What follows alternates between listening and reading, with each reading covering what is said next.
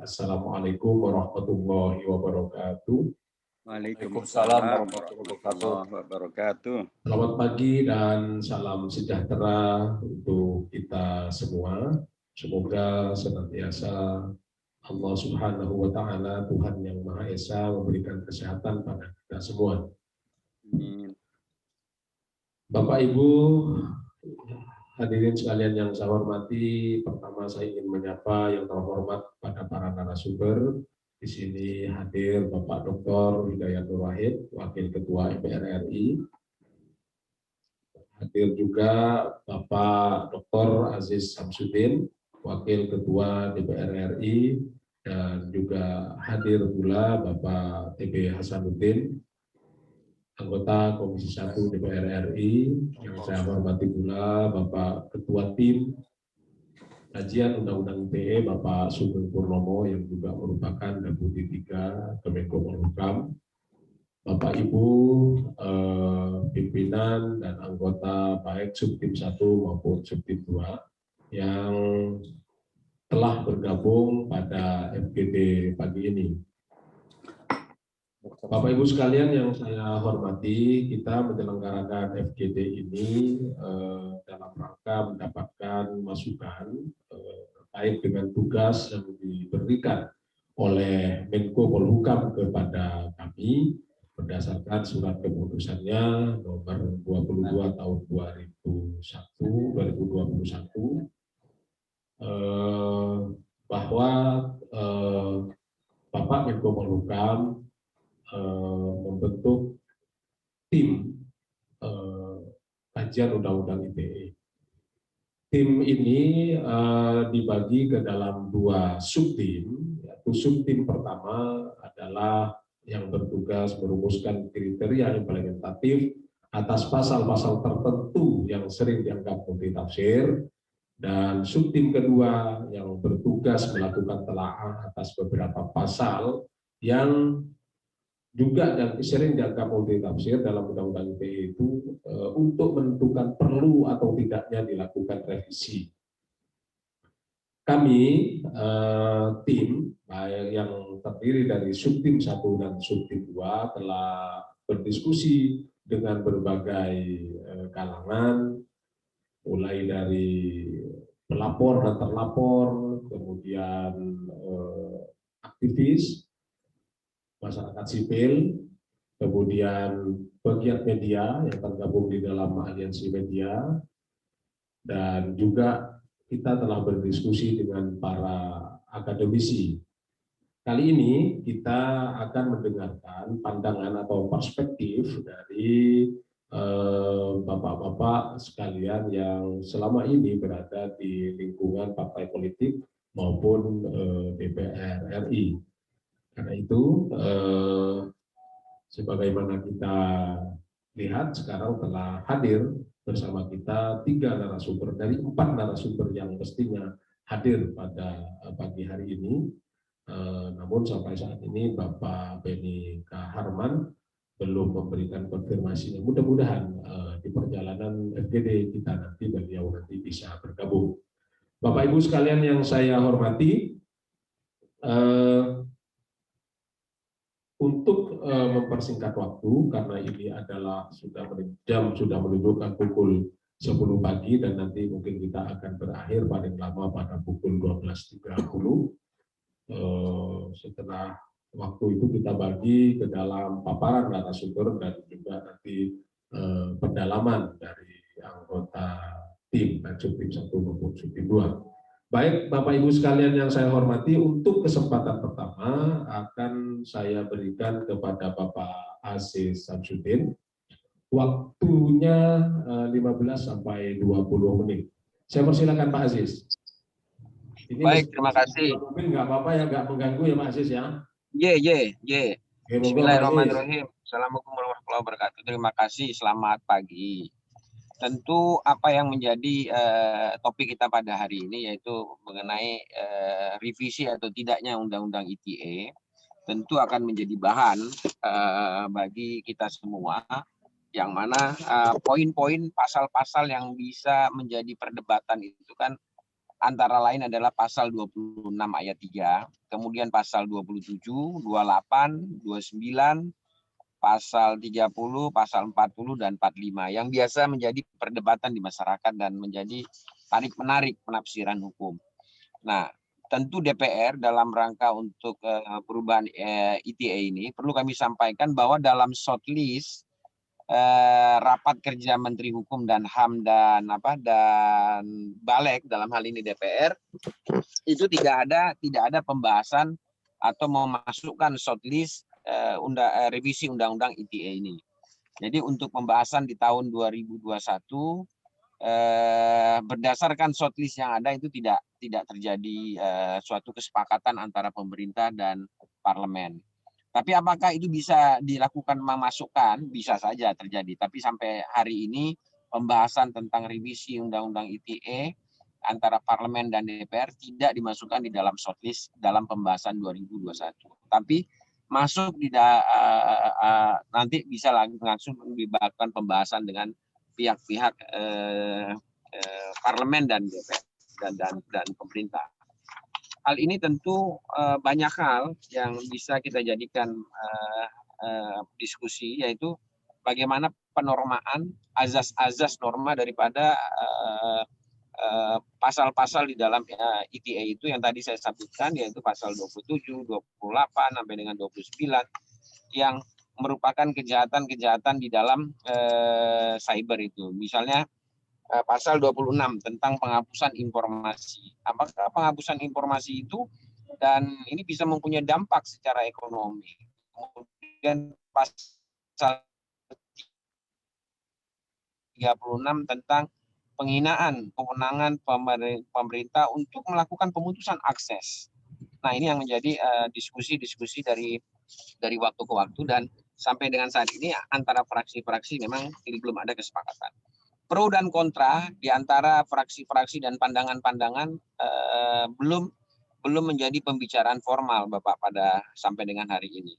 Tapi nanti tentu akan menjadi hal mana ini tentu akan dilihat apabila nanti antara pemerintah dan parlemen menjadi suatu kesepakatan untuk memasukkannya di dalam shortlist. Nah, di dalam shortlist ini memang sampai hari ini belum ada pembahasan berkenaan dengan rancangan undang-undang ini. Nah, apakah DPR dan parlemen bisa melakukan ini? Bisa. Tentu perlu dilakukan pembahasan-pembahasan yang dalam hal ini disiapkan oleh Balek, kalau DPR, kemudian kalau pemerintah, Kementerian Hukum dan HAM. Saya rasa itu dulu dalam topik kita.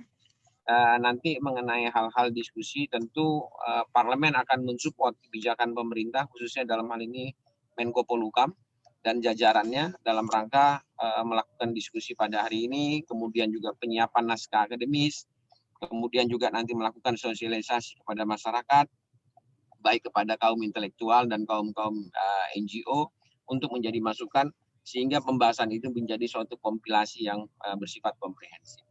Terima kasih Bapak dan seluruh para hadirin yang mengikuti secara Zoom. Assalamualaikum warahmatullahi wabarakatuh. Waalaikumsalam warahmatullahi wabarakatuh.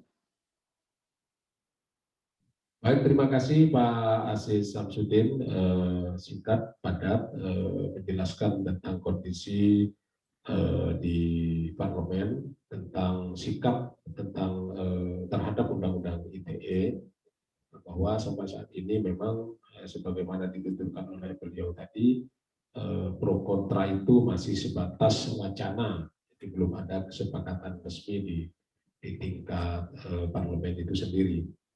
Baik, Bapak Ibu sekalian, selanjutnya saya akan mempersilakan Bapak Hidayat Nur Wahid.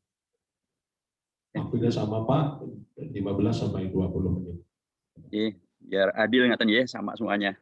Iya Pak, monggo. Assalamualaikum warahmatullahi wabarakatuh. Penginjang dan salam sejahtera untuk kita semuanya. Alhamdulillahirabbil alamin. Assalatu wassalamu ala Sayyidina Muhammadin asyrafil anbiya wal mursalin wa ala alihi wa sahbihi wa man tabi'ahum bi ihsanin ila yaumiddin. Amma ba'd. Sekalipun kita FGD tapi selawat masih boleh Pak ya. Alhamdulillahirabbil alamin. Jadi Sahabat-sahabat sekalian, Bung Dr. Aziz Samsudin yang saya hormati, Bapak Ketua kami di Komisi 1, selalu Ketua kami, Bapak Dr. Tubagus Hasanuddin, dan tentu sahabat-sahabat di Kementerian Menkominfo, Bapak Dr. Sugeng Purnomo yang diamanahkan sebagai Ketua Tim Kajian Undang-Undang ITE di Menkominfo yang Menko Polhukam maksud saya, Menko Polhukam yang saya hormati, dan seluruh peserta SGD yang saya hormati. Baik, saya langsung saja bahwa secara prinsip tentu kita mendapatkan fakta bagaimana Undang-Undang Nomor 11 Tahun 2018 tentang Informasi dan Transaksi Elektronik sebagaimana diubah dengan Undang-Undang Nomor 19 Tahun 2016 telah menimbulkan kontroversi di tingkat masyarakat. Kasus-kasus pidana terkait dengan Undang-Undang ITE sangatlah banyak dalam beberapa tahun terakhir. Berdasarkan data dari SafeNet, setidaknya hingga Oktober tahun 2020, ada 324 kasus yang dijerat menggunakan Undang-Undang Nomor 19 2016 Undang-Undang Nomor 11/2008 tersebut. Dari jumlah tersebut sebanyak 209 orang dijerat dengan tuduhan pencemaran nama baik yang diatur di dalam pasal 27 ayat 3 tersebut. Ini menunjukkan bahwa ketentuan tersebut sejatinya telah menjadi momok bagi sebagian kalangan karena pencemaran nama baik seringkali digunakan untuk menolak kritikan yang disampaikan oleh masyarakat. Hal ini ditunjukkan dari data SafeNet yang lain bahwa pada periode 2013 sampai dengan 2017, pelapor yang menggunakan Undang-Undang ITE itu terbanyak adalah pejabat negara 35,92%. Memang ada beberapa analisis mengapa kasus terkait Undang-Undang ITE itu melonjak dalam 10 tahun terakhir. Ada yang berpendapat bahwa hal tersebut dikarenakan semakin banyaknya warga negara Indonesia yang menggunakan internet dan tidak menggunakannya secara bijak. Namun ada pula analisis lain yang mengatakan bahwa banyaknya kasus tersebut terjadi terutama akibat dari terbelahnya bangsa Indonesia ke dalam dua kubu akibat pemilihan presiden 2014 dan 2019. Uniknya, Undang-Undang ITE ini kerap hanya menyasar kepada mereka yang berada di salah satu kubu saja. Sedangkan di kubu lainnya yang juga kerap melakukan penghinaan dan pencemaran nama baik, sering dikenal dengan nama para buzzer, justru tidak pernah tersentuh hukum. Sehingga wajar apabila masyarakat menganggap bahwa Undang-Undang ITE ini digunakan sebagai alat untuk membungkam salah satu kubu. Oleh karena itu, selain persoalan substansi yang bersifat karet, implementasi dari Undang-Undang ITE ini juga menjadi persoalan tersendiri. Padahal dalam mengimplementasikan atau menegakkan suatu undang-undang seharusnya dilakukan secara adil sesuai dengan prinsip negara hukum yang dijamin dalam pasal 1 ayat 3 Undang-Undang Dasar Negara Republik Indonesia tahun 1945. Undang-Undang ITE ini memang telah berulang kali diuji ke Mahkamah Konstitusi dan Mahkamah Konstitusi sendiri memang menyatakan bahwa beberapa pasal yang kontroversial ini ditafsirkan atau dinyatakan tidak bertentangan dengan Undang-Undang Dasar Negara Republik Indonesia tahun 1945 atau menyebutkan bahwa kasus penghinaan atau pencemaran nama baik sebagai delik aduan yang diakomodasi di dalam revisi Undang-Undang Nomor 19 tahun 2016. Namun meski begitu, persoalan dan ancaman terhadap kebebasan berekspresi dan berpendapat dalam Undang-Undang ITE ini masih juga dirasakan oleh masyarakat, sehingga mendorong pemerintah dan DPR untuk perlu merevisi undang-undang tersebut. Bila kita melihat putusan-putusan MK, memang sewajarnya MK mengeluarkan putusan secara demikian, karena tafsir konstitusi yang dilakukan oleh Mahkamah Konstitusi hanya melihat dari substansi konstitusionalitas norma di undang-undang tersebut, tanpa melihat atau mempertimbangkan penerapan atau implementasi norma tersebut. Oleh karena itu, dalam makalah ini saya mencoba menggunakan metode tadabbur konstitusi dengan merenungi dan melihat secara mendalam ketentuan-ketentuan dalam konstitusi dikaitkan dengan bagaimana substansi dan implementasi penerapan dari norma-norma Undang-Undang ITE tersebut di lapangan yang telah menimbulkan keresahan banyak warga negara karena adanya ancaman terhadap hak dan kebebasan yang dimiliki. Dan rekan-rekan yang saya hormati, implementasi daripada Undang-Undang ITE. Sebelum masuk ke substansi pasal-pasal dalam Undang-Undang ITE yang bersifat karet, kita perlu membahas terlebih dahulu bagaimana implementasi penerapan Undang-Undang ITE ini di lapangan. Kritikan terhadap adanya ketimpangan penerapan dari Undang-Undang ITE ini sudah sangat banyak diutarakan dan disampaikan oleh para aktivis, misalnya LBH Pers dan Yayasan Lembaga Bantuan Hukum Indonesia. Mereka menyebut bahwa ketimpangan penerapan biasanya terjadi terkait pasal 27 ayat 3 dan pasal 28 ayat 2 Undang-Undang ITE, di mana penggunaannya kerap kali untuk membungkam pihak yang mengkritik, termasuk aktivis dan jurnalis, dan lawan politik. Pasal 27 ayat 3 berbunyi setiap orang dengan sengaja dan atau tanpa hak mendistribusikan dan atau mentransmisikan dan atau membuat dapat diaksesnya informasi elektronik dan atau dokumen elektronik yang memiliki muatan penghinaan dan atau pencemaran nama baik. Sedangkan pasal 28 ayat 2 menyatakan bahwa setiap orang dengan sengaja dan tanpa hak menyebarkan informasi yang ditujukan untuk menimbulkan rasa kebencian atau permusuhan individu dan atau kelompok masyarakat tertentu berdasarkan atas suku, agama, ras, dan antar golongan sara. Selain penerapannya yang sering digunakan sebagian pejabat negara untuk membungkam kritik, persoalan lain dari penerapan Undang-Undang ITE ini adalah adanya perasaan tidak adil di kalangan masyarakat, di mana segelintir orang yang kerap disebut sebagai buzzer yang pro pemerintah justru tidak tersentuh oleh Undang-Undang ITE, walaupun konten yang disampaikannya jelas-jelas melanggar ketentuan pasal-pasal tersebut. Beberapa contoh yang beredar di masyarakat, misalnya kasus dugaan penghinaan santri Tasikmalaya oleh Denny Siregar, kasus dugaan penghinaan SARA oleh Permadi Arya, atau kasus-kasus dugaan penghinaan dan atau pencemaran nama baik yang dilakukan oleh Ade Armando dan lain sebagainya. Bila kasus-kasus itu juga diusut oleh penegak hukum, sebagaimana kasus-kasus yang lain diusut, tentu adanya rasa ketidakadilan terhadap penerapan Undang-Undang ITE ini bisa diminimalisir. Walaupun persoalan substansi yang bersifat pasal karet hanya bisa dilakukan melalui revisi terhadap undang-undang. Kita semuanya harus merenungkan kembali pasal 1 ayat 3 Undang-Undang Dasar Negara Republik Indonesia tahun 45 yang menyatakan bahwa negara Indonesia adalah negara hukum. Bila kita merujuk kepada terminologi negara hukum atau rule of law yang dipopulerkan oleh Albert Van Dissay, setidaknya ada prinsip di mana prinsip yang kedua adalah equality before the law atau persamaan perlakuan di hadapan hukum. Dengan melihat berbagai contoh kasus di atas, maka kita dapat merenungkan kembali apakah prinsip equality before the law sebagai salah satu ciri daripada negara hukum sudah benar-benar terjadi dan dilaksanakan di dalam penerapan Undang-Undang ITE tersebut. Soalan implementasi Undang-Undang ITE yang terkesan tidak adil ini juga sebenarnya bisa dirasakan oleh pemerintah.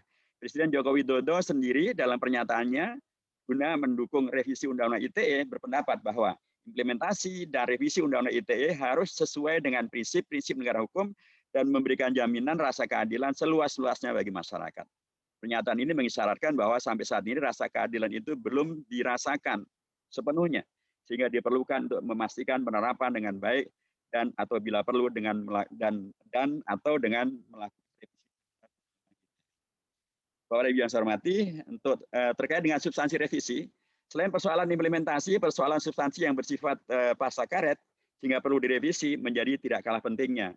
Namun sebelum itu perlu dijawab terlebih dahulu, mengingatkan kembali tentang bagaimana konsideran menimbang dibuatnya Undang-Undang ITE pada tahun 2008 yang kemudian akan dalam rangka untuk memajukan informasi dan transaksi elektronik, bukan justru untuk menjadi momok bagi kebebasan berpendapat dan berekspresi bagi warga negara yang dijamin oleh pasal 28E ayat 3 Undang-Undang Dasar Negara Republik Indonesia tahun 1945. Hal-hal yang kemudian tentu kalau kita rujuk kembali akan menjadi sangat jelas, dan bila kita konsisten dengan tujuan atau pertimbangan utama dihadirkannya Undang-Undang ITE tahun 2008 itu, tentu fokus dalam melaksanakan revisi adalah konten-konten yang bersinggungan dengan hak masyarakat untuk mengemukakan pendapat dalam bingkai demokrasi Pancasila yang berpotensi untuk dijadikan alat kriminalisasi, yakni ketentuan yang mengatur tentang penghinaan dan pencemaran nama baik, penyebaran berita bohong dan menyesatkan, penyebaran informasi yang ditujukan untuk menimbulkan rasa kebencian atau permusuhan berdasarkan sara.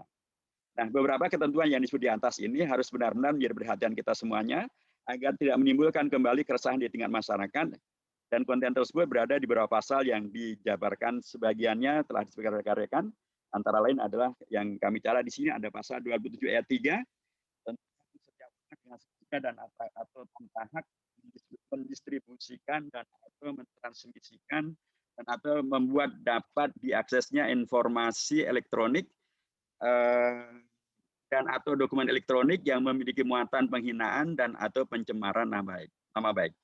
Dari segi substansi, sejatinya aturan ini sudah diatur dalam pasal 310 Kitab Undang-Undang Hukum Pidana terkait penghinaan dan atau pencemaran nama baik, sehingga seharusnya tidak dibutuhkan untuk diatur lagi dalam Undang-Undang ITE. Namun, apabila karena ternyata sudah diatur, namun apabila ingin diatur dalam Undang-Undang ITE di dalam pasal 27 ayat 3 ini, adanya unsur membuat dapat diaksesnya yang sangat bersifat karet. Di dalam penjelasan pasal 27 ayat 3 dari Undang-Undang Nomor 19 tahun 2016 disebutkan bahwa Makna dari membuat dapat diaksesnya adalah semua perbuatan lain selain mendistribusikan dan mentransmisikan melalui sistem elektronik yang menyebabkan informasi elektronik dan atau dokumen elektronik dapat diketahui oleh pihak lain atau oleh publik. Unsur tersebut sangat multitafsir dan dapat menimbulkan celah untuk terjadinya kriminalisasi. Ketentuan yang multitafsir tersebut melanggar salah satu prinsip dalam penormaan pidana, yakni lex serta, rumusan delik harus jelas, sehingga sejalan dengan pemberian hak atas kepastian hukum bagi setiap orang yang dijamin oleh pasal 28D ayat 1 Undang-Undang Dasar Negara Republik Indonesia tahun 1945. Kedua, di pasal 28 ayat 2, ketentuan itu berbunyi setiap orang dengan sengaja dan atau tanpa hak menyebarkan informasi yang ditujukan untuk menimbulkan rasa kebencian atau permusuhan individu dan atau kelompok masyarakat tertentu berdasarkan atas suku, agama, ras, dan antar golongan sara. Rasa antar golongan juga menimbulkan makna yang tidak jelas dan multitafsir. Berdasarkan data SafeNet, dari berbagai kasus yang dihimpunnya, rasa antar golongan dipakai juga untuk mengkategorikan pejabat publik, organisasi, TNI, pemerintah, bahkan kepolisian. Misalnya, dalam kasus Jering, drama Superman is Dead itu. Dan dikategorikan sebagai golongan adalah Ikatan Dokter Indonesia. Dia dijerat dengan pasal tentang ITE dan kemudian dikenakan pidana. Padahal Ikatan Dokter Indonesia adalah organisasi profesi. Atau dalam kasus Robertus Robert yang dinilai menghina TNI, frasa antar golongan juga digunakan untuk merujuk kepada TNI. Selain itu, frasa menimbulkan rasa kebencian atau permusuhan juga tidak kalah pentingnya untuk ditinjau ulang atau diberikan penormaan untuk tidak menimbulkan pasal karet tadi itu. Penormaannya perlu diperbaiki agar semakin jelas, sehingga tidak bisa ditafsirkan secara subjektif oleh penegak hukum, sehingga menimbulkan ketidakpastian hukum dan atau kondisi pasal karet yang di atas. Lagi-lagi untuk menjamin agar tercipta kepastian hukum, sebagaimana disebutkan dalam Undang-Undang Dasar Negara Republik Indonesia tahun 45 yang disebutkan di atas. Berikutnya pasal 29. Ketentuan ini berbunyi setiap orang dengan sengaja dan tanpa hak mengirimkan informasi elektronik dan atau dokumen elektronik yang berisi ancaman kekerasan atau menakut-nakuti yang ditujukan secara pribadi. Pasal ini juga memiliki frasa yang multitafsir, yakni frasa menakut-nakuti. Ukurannya bagaimana? Ini bagian daripada yang multitafsir dan bisa menjadi pasal karet. Sehingga dalam rencana revisi nantinya, frasa tersebut mestinya diperjelas batasannya dan kriteria-kriterianya, sehingga pasal tersebut tidak menjadi pasal yang masuk dalam kategori pasal karet. Pasal 45A. Ketentuan ini berbunyi, setiap orang dengan sengaja dan tanpa hak menyebarkan informasi yang ditujukan untuk menimbulkan rasa kebencian atau permusuhan individu dan atau kelompok masyarakat tertentu berdasarkan atas suku, agama, ras, dan antar golongan, sebagaimana dimaksud dalam pasal 28 ayat 2, dipidana dengan pidana penjara paling lama 6 tahun dan atau denda paling banyak 1 miliar rupiah. Ancaman pidana yang sangat tinggi melebihi 5 tahun membuat orang yang baru berstatus tersangka di dalam pasal ini dapat ditahan oleh aparat penegak hukum tanpa menunggu putusan pengadilan.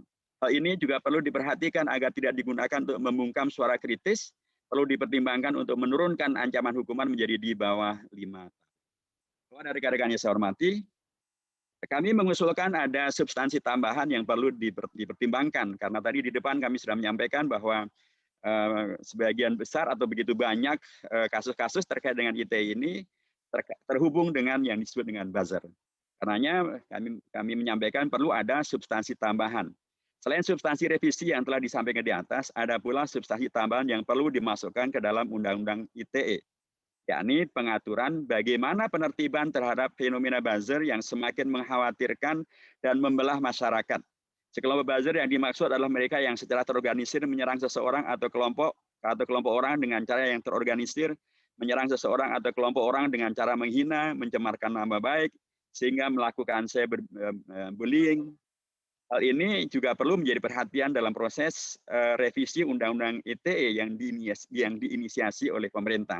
Agar anggapan sebagian masyarakat bahwa pemerintah membiarkan adanya buzzer untuk membungkam mereka-mereka yang mengkritik pemerintah tidak benar-benar terjadi. Sehingga demokrasi kita betul-betul akan tumbuh kembang jadi demokrasi yang betul-betul sehat berbasiskan kepada undang-undang dan undang-undang dasar dan tentu adalah kepada Pancasila. Hal tersebut perlu dilakukan untuk menjaga bangsa Indonesia dari perpecahan dan pembelahan yang semakin dalam karena perilaku-perilaku para buzzer yang tidak bertanggung jawab tersebut yang tidak tersentuh oleh hukum. Sehingga cita-cita untuk menghadirkan persatuan Indonesia sebagaimana tertuang di dalam sila ketiga Pancasila dan kehidupan berketuhanan, berkeadaban dan permusyawarahan demokrasi yang kita idam-idamkan untuk menghadirkan keadilan sosial bagi seluruh rakyat Indonesia betul-betul bisa diwujudkan melalui pelaksanaan Pancasila yang sebaik-baiknya.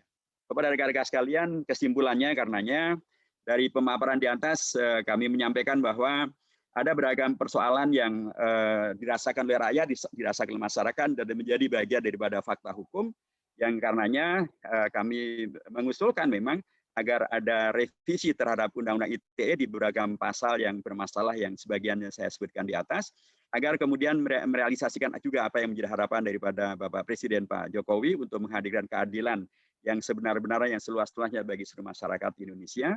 Karenanya sangat baik bila inisiasi perubahan ini dilakukan oleh pemerintah atau pemerintah yang melakukan inisiasi pengusulan perubahan ini kepada DPR, mengacu kepada pemerintah juga sudah beberapa kali menyampaikan inisiasi atau menjadi inisiator pengajuan perubahan undang-undang dan atau bahkan pembuatan undang-undang yang baru seperti Perpu nomor 1 tahun 2020 maupun juga rancangan undang-undang tentang Omnibus Law Cipta Kerja, dua produk hukum yang sangat besar, sebagiannya bahkan sangat baru gitu ya, tetapi karena pemerintah yang mengajukan maka dalam waktu yang tidak terlalu lama bahkan RUU tentang Omnibus Law itu bisa dipercepat gitu ya, bisa segera bisa diselesaikan. Saya yakin RUU tentang ITE yang hanya beberapa pasal, tidak lebih dari 5-6 pasal yang tadi sudah disampaikan itu akan bisa lebih cepat lagi kalau pemerintah lebih fokus untuk menjadi inisiator. Selain daripada substansi yang memang harus diperbaiki karena di tingkat lapangan kadang-kadang dari pasal yang sesungguhnya bisa tidak pasal karet tapi kemudian bisa dimaknai sebagai pasal karet. Jadi substansi pemberlakuannya di lapangan juga menjadi bagian daripada yang penting untuk dikritisi. Terima kasih, mudah-mudahan ada manfaatnya dan mudah-mudahan akan membawa kepada perbaikan RUU ITE, Undang-Undang ITE ini untuk betul-betul hadirnya keadilan bagi seluruh rakyat Indonesia, hadirnya demokrasi yang berkualitas dan hukum yang betul-betul tegak secara baik dan benar. Terima kasih sekali lagi. Assalamualaikum warahmatullahi wabarakatuh. Waalaikumsalam warahmatullahi wabarakatuh. Terima kasih Bapak Dr. Hidayat Nur Wahid atas presentasinya.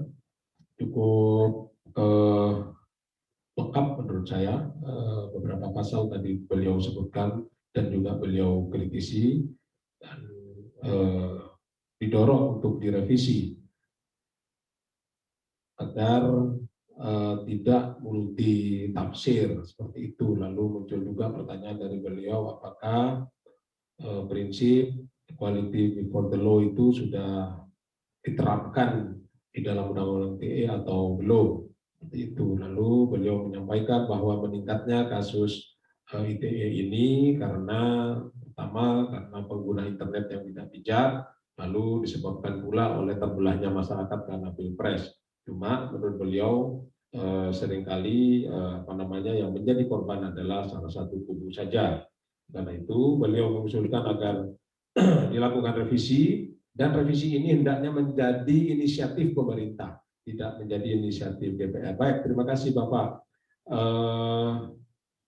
Apa yang kami lakukan ini nanti kalau memang kesimpulannya harus ke sana, tentu kami akan sampaikan pada Menko Polhukam dan Menko Polhukam yang akan menyampaikan kepada Presiden. Baik Bapak Ibu sekalian yang saya hormati, selanjutnya saya akan mempersilakan pada Bapak TB Hasanuddin. Waktunya sama Bapak 15 sampai 20 menit. Kami persilahkan.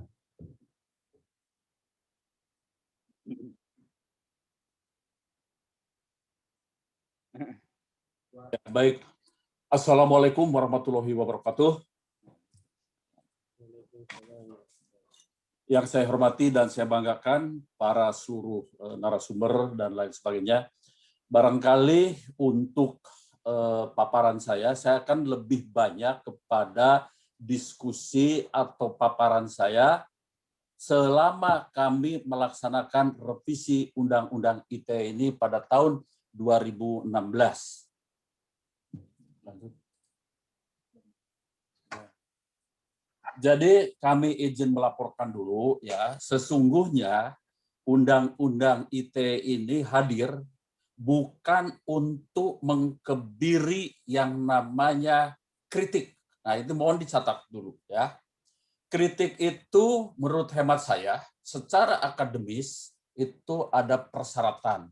Satu, disampaikan dengan sopan, dengan santun. Yang kedua, ada data pendampingnya yang valid, dan yang ketiga mencari solusi. Ya, jadi kalau kritik itu hanya dibatasi pada 3 masalah itu, saya kira baik-baik saja. Tapi kalau kritik dimulai bukan dengan assalamualaikum, bukan dengan salam sejahtera, tapi kritik dimulai dengan kurang ajar, bangsat, bajingan, walaupun ditutup nanti dengan takbir, saya kira itu akan menimbulkan masalah.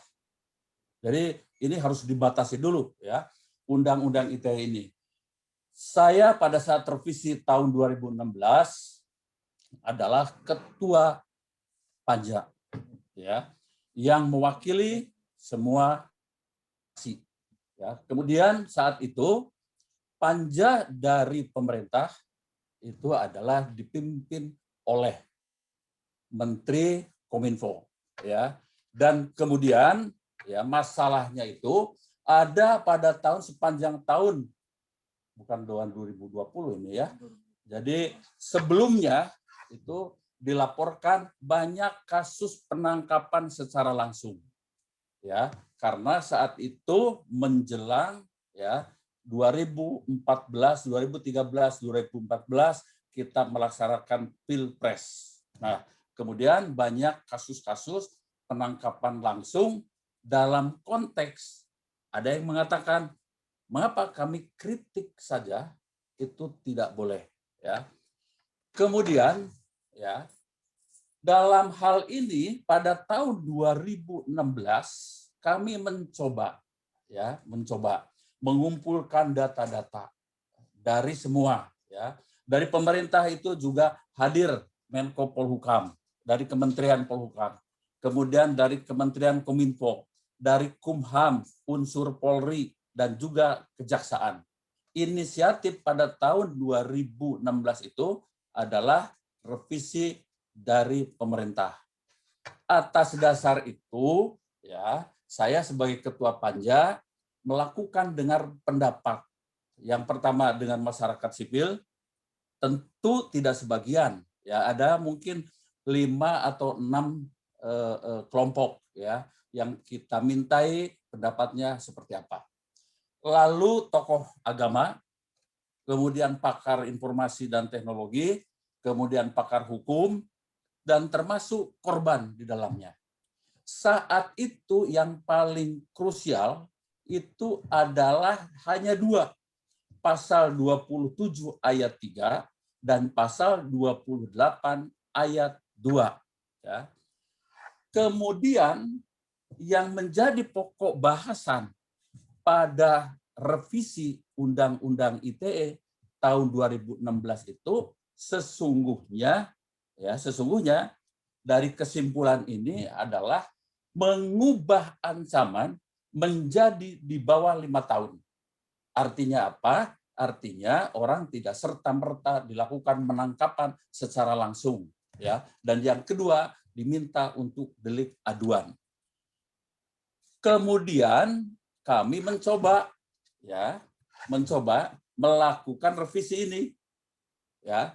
Jadi merubah ancaman hukuman, dan yang kedua memasukkannya sebagai delik aduan. Seluruhnya sepakat. Saya ulangi lagi, baik dari pemerintah maupun seluruh fraksi-fraksi tidak ada yang membuat catatan satupun, ya. Semua sepakat perubahan, ya, dari ancaman yang tadinya 6 tahun menjadi di bawah 5 tahun atau 4 tahun. Yang kedua menjadi delik aduan. Begitu. Kami sepakat, begitu. Karena di dalam pasal 27 ayat 3 itu, ya, di situ adanya yang disebut penghinaan dan pencemaran nama baik. Kami sepakat dan komitmen bersama, ya, antara panja dari pemerintah maupun dari panja dari DPR, ya. Negara tidak boleh membiarkan warganya. Jadi harus hadir negara di situ untuk tidak saling menghina, saling mencemarkan nama baik, saling menghujat, saling membuka aib di depan publik atau di depan media sosial. Karena apa? Negara berdasarkan Pancasila menghormati perbedaan dan menjunjung tinggi pluralisme. Ini hal-hal yang waktu itu kita sepakat. Artinya kami tidak bisa dengan serta-merta menghilangkan, ya, pasal 27 ayat 3. Dan kita pun komitmen masalah SARA, ya. Ini adalah ujaran kebencian yang berdasarkan suku, agama, ras, dan antar golongan, dan dimaknai ada di dalam pasal 28 ayat 2. Di sini negara harus hadir. Dapat dibayangkan kalau masyarakat bebas saling melakukan ujaran kebencian atas dasar agama, atas dasar suku, atas dasar ras. Saya kira ini kita akan keluar dari tatanan berbangsa bernegara yang berdasarkan Pancasila dan Undang-Undang Dasar 45, dan kita komitmen bahwa republik ini, ya, menghormati Bhinneka Tunggal Ika dan azas pluralisme itu kita junjung tinggi. Artinya apa? Kalau kita membiarkan saling menghina, kita biarkan saling mencemar, kita biarkan saling menghujat, kita biarkan saling membuka aib, kita biarkan saling, katakanlah, kebencian atas dasar agama, suku, ras, dan antar golongan, maka menurut hemat kami akan terjadi yang namanya chaos sosial, ya. Dan ini mohon maaf, ada kelompok-kelompok yang ingin berselancar di wilayah ini. Kasus misalnya di Suriah itu bermula dari seperti ini. Artinya kita harus komitmen pada pasal 27 ayat 3 dan pasal 28 ayat 2 ini harus kita tetap pertahankan. Bahwa ada sisi negatifnya, mari kita lihat. Yang pertama, sejak dulu pun, ya, kami sudah menganggap bahwa pasal 27 ayat 3 dan pasal 28 ayat 2 itu menjadi pasal yang krusial. Misalnya batasan penghinaan itu sangat relatif. Batasan tercemarnya seseorang atau institusi itu juga sangat relatif. Lalu batasan kebencian dan dampak kebencian ini juga relatif. Lalu batasan penghujatan dan dampak dan penghujatan itu, ya, sangat relatif. Saat itu kami ketika mau diketok, ya, disetujui dibentuknya revisi undang-undang ini, kami sebetulnya berharap ada peraturan pemerintah dari undang-undang ITE hasil revisi ini. Dan kemudian ada penegakan hukum untuk menjembatani dari yang kami sampaikan itu, hal-hal yang krusial itu, ya, soal penghinaan, soal ini. Kalau pedoman penegakan hukumnya itu kurang solid, kurang valid, kurang adil, saya kira bisa jadi bias, ya. Mungkin ada kelompok orang yang tidak mendapatkan keadilan, bahkan mungkin dikriminalisasi. Bahkan karya-karya yang namanya karya jurnalis pun kok kami melihatnya ada yang dibawa ke ranah hukum. Padahal itu kan karya jurnalis itu dibawanya ke Dewan Pers. Ini yang harus kita waspadai. Juga ada diskusi dalam grup secara akademis. Seorang profesor dengan profesor yang lain. tetapi ternyata dibawa ke ranah hukum. Sebetulnya ini sangat disayangkan, dan ya harapan kami sejak dulu harus ada peraturan pemerintah dan pedoman penegakan hukumnya, inilah yang kita harapkan. Ya. Pada saat fit and proper test, uji kelayakan calon Kapolri yang baru, itu beliau mengakui tentang adanya bias ini, ya, adanya katakanlah kelemahan-kelemahan di dalam proses penegakan hukum ini diakui, dan beliau menyanggupi untuk membentuk pedoman penegakan. Nah, dari saran saya, menurut hemat saya ada 3 poin. Mohon segera saja dibuat pedoman penegak hukum dalam aplikasi kedua pasal krusial tersebut. Ya. Jadi ini harus segera ada pedoman, ya, dengan pedoman itu. Tapi kalau membuat pedoman kurang, ya kita angkat ada peraturan presidennya atau peraturan pemerintah tentang undang-undang ini. Itu.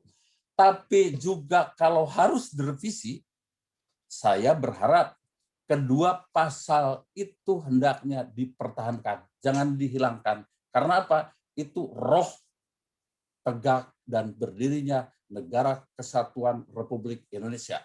Saya punya data-data, ada kelompok yang ingin berselancar atas nama kebebasan, berselancar atas nama kebebasan untuk mengkritik dan lain sebagainya, ya, untuk disintegrasikan Negara Kesatuan Republik Indonesia. Ya, jadi saya berharap kalau direvisi, tapi kemudian kedua pasal ini tidak dihilangkan. Hanya saja saya lebih banyak meminta dengan segala hormat, itu mungkin ada pedoman penegakan hukum yang lebih baik. Saya kira ini saja yang disampaikan. Saya mengucapkan terima kasih. Dan mohon maaf kalau ada hal yang kurang berkenan. Wassalamualaikum warahmatullahi wabarakatuh. Waalaikumsalam warahmatullahi wabarakatuh.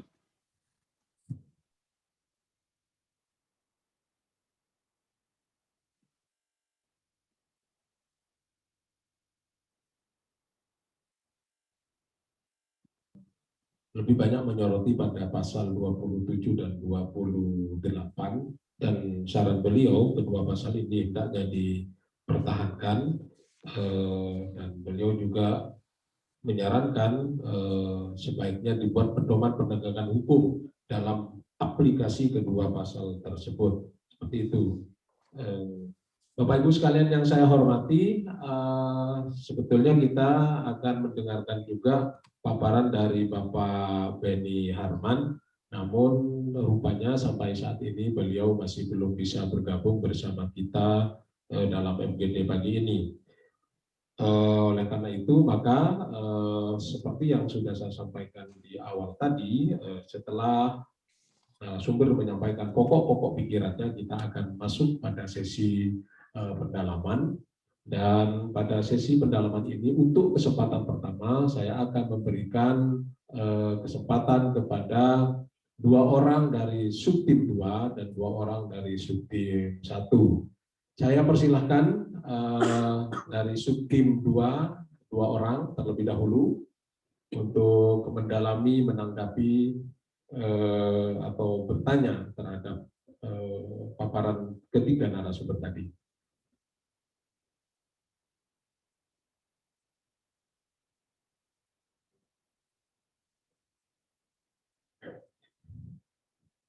Baik, kalau dari subtim 2 belum ada, saya akan mempersilahkan kepada subtim 1. Silakan Bapak, Pak Arief Mulyawan. Dipersilakan Pak Arief. Baik. Assalamualaikum warahmatullahi wabarakatuh. Terima kasih Pak Ketua atas kesempatan yang diberikan. Selamat berjumpa kembali Pak Tubagus Hasanuddin. Kita dulu ketemu pada saat sosialisasi setelah dilakukannya revisi di Cikini ya Pak ya, kalau saya nggak salah itu. Setelah dilakukan revisi Undang-Undang Nomor 11 Tahun 2008 menjadi Undang-Undang 19 2016. satu hal yang saya ingin tanyakan ke Pak Hasanuddin, karena saat itu kita sama-sama sebagai narasumber, saya tidak sempat bertanya. Kebetulan kalau dalam undang-undang yang nomor 11 2008, saya termasuk dalam tim penyusunan di DPR juga sampai 2 tahun itu kita sampai dengan PPPP-nya. Tapi pada saat revisi memang saya tidak terlibat lagi di situ. Nah, ada satu hal yang cukup menarik dalam perubahan undang-undang itu adalah dihapuskannya pasal 43 ayat 6 Undang-Undang ITE nomor 11 tahun 2008 itu, di mana saat itu ada kontrol dari pengadilan setiap dilakukannya upaya paksa, baik itu penangkapan penahanan, harus melalui penetapan hakim, harus mendapat persetujuan dalam bentuk penetapan hakim melalui penuntut umum. Itu kan itunya koridornya. Disitulah ada CJS-nya, Criminal Justice System. Di situ ada polisi, jaksa, dan hakim duduk sama-sama. Ini layak nggak sih ditangkap, layak nggak ditahan, layak nggak jadi tersangka gitu. Tapi kemudian begitu dilakukan revisi ini hilang gitu. Nah, apa sih saat itu yang menjadi pertimbangan dihapuskannya pasal 43 ayat 6, kan itu justru adalah filternya supaya tidak terjadi abuse baik oleh jaksa baik oleh polisi, karena kalau jaksa sama polisi bisa kong kaling kong berdua, oh ya kita sama-sama aja sepakat gitu kan. Tapi kalau begitu masuk ke ranah pengadilan, ya kita bertiga duduk sama-sama, itu jaksa, polisi, dan hakim masuk sama-sama menentukan ini layak atau tidak layak ditangkap ditahan atau layak tidak layak untuk dijadikan tersangka gitu kan. Karena kalau tidak bisa ditangkap tidak tahan juga nanti kemungkinan untuk jadi tersangkanya agak sulit, dan di situ ada fungsi kontrol. Nah, tiba-tiba dalam revisi hilang itu, kembali lagi pada KUHP gitu kan. Nah, saya cuma mohon penjelasan dari Pak TB Hasanuddin, apa sih yang melatar belakangi dicabutnya pasal 43 ayat 6 tersebut. Terima kasih Pak Ketua. Assalamualaikum warahmatullahi wabarakatuh. Boleh saya langsung jawab? Silakan Bapak. Ya, terima kasih. Benar, waktu itu menjadi perdebatan. Lalu kami hadirkan pakar hukum, ya, lalu dijelaskan dengan munculnya perubahan, ya, ancaman dari di atas 6 tahun menjadi di bawah 5 tahun, maka pasal 43 ayat 6 ini sudah tidak diperlukan lagi. Itu yang pertama. Ditambah dengan delik aduan. Begitu. Jadi di sini kehati-hatiannya ada pada para penegak hukum yang melakukan tindakan ini. Itu para pakar pada saat itu kami minta penjelasan. Itu mungkin kira-kira yang ingin saya sampaikan. Terima kasih. Baik, terima kasih Pak TB Hasanuddin. Saya mempersilahkan kembali kepada anggota Subtim 1. Ya, izin Pak Silakan, Ketua. Pak Izin Pak Robe, Pak Ya. Roberia. Ya, izin Pak Ketua. Terima kasih banyak. Salam hormat buat pimpinan dan juga buat anggota DPR. Terima kasih banyak Bapak atas kesempatannya memberikan pencerahan dan pengalamannya ketika itu. Tadi dari Pak TB Hasanuddin saya menarik Bapak, beliau menyarankan ada pedoman. Namun dari Pak Dr. Nur Hidayat Wahid menyarankan untuk revisi. Nah, persoalan pedoman dan revisi ini di banyak diskusi kita sudah dapat dari para pakar, ada kelemahan dan juga ada kelebihan. Nah, mohon tanggapan Pak TB Hasanuddin jika nanti keputusan untuk hanya pedoman saja tanpa revisi undang-undang itu bagaimana Bapak? Izin itu aja Bapak. Terima kasih.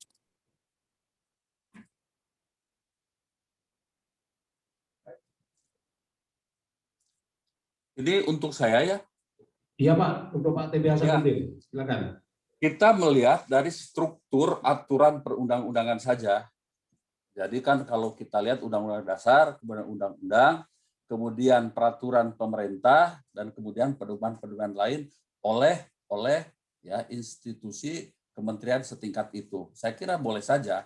Jadi kalau ada pedoman, sebaiknya pedoman itu tidak langsung pada undang-undang, tapi ada peraturan pemerintah dulu.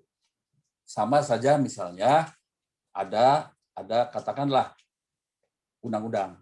Di bawah undang-undang dibuat misalnya peraturan pemerintah.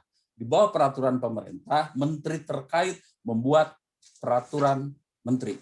Nah, ini mungkin undang-undang, kemudian di bawahnya peraturan pemerintah, dan di bawahnya lagi misalnya peraturan Kapolri atau apapun namanya, ya. Sehingga acuan itu menjadi terstruktur, ada dasar hukum yang bisa dipertanggungjawabkan. Aturan yang di bawah tidak boleh bertentangan dengan aturan yang di atasnya. Itu pandangan dari saya. Terima kasih Dan Pak TB Hasanuddin. sebetulnya kami sejak 2016 itu sudah berharap bahwa aturan undang-undang ini, terutama pasal 27 dan 28 itu akan menjadi pasal yang krusial, ya, terutama ya ketika menghadapi pilkada, pilpres dan lain sebagainya. Itu ini yang memang sudah diwaspadai oleh kami ketika membuat undang-undang atau merevisi undang-undang ini, ya. Baik, terima kasih Bapak atas jawaban dari pertanyaan Bapak Roberia. Pertanyaan Bapak Roberia tadi juga tertuju pada Bapak Hidayat Nur Wahid. Saya mempersilakan pada Bapak Hidayat. Dan juga tidak menutup kemungkinan Bapak juga bisa memberikan komentar terhadap pertanyaan yang pertama tadi. Kami persilakan. Terima kasih Bapak. Jadi secara prinsip saya bisa memahami yang disampaikan oleh Pak sahabat kami dan ketua kami di Komisi 1 Pak Tubagus Hasanuddin.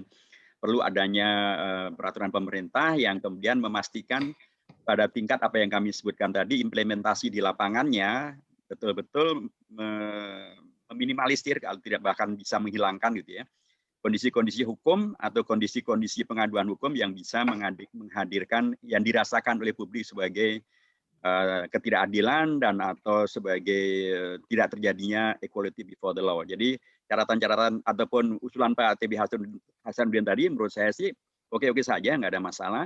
Dan itu bukan berarti bertentangan atau harus didikotomikan dengan usulan kami untuk menghadirkan revisi.